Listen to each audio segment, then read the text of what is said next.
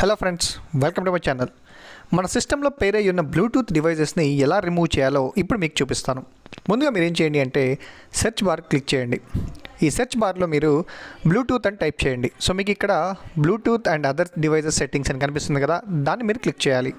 And ఇక్కడ కింద చూసుకుంటే ఏవైతే డివైజెస్ మీకు అన్నీ కనెక్ట్ అయ్యి ఉన్నాయో, ఆల్రెడీ పెయిర్ అయిపోయి ఉన్నాయో ఆ డివైజెస్ లిస్ట్ అన్నీ కూడా మనకి ఇక్కడ కనిపిస్తాయి. సో మీరు జస్ట్ ఏదైతే రిమూవ్ చేయాలనుకుంటున్నారో దాన్ని సెలెక్ట్ చేసుకోండి. మీకు కింద రిమూవ్ అకౌంట్ అని కనిపిస్తుంటుంది, లేదా రిమూవ్ డివైస్ అని కనిపిస్తుంటుంది. చూడండి, రిమూవ్ డివైస్. సో జస్ట్ సింపుల్గా దీన్ని క్లిక్ చేస్తే మీకు డివైస్ అనేది రిమూవ్ అయిపోతుంది.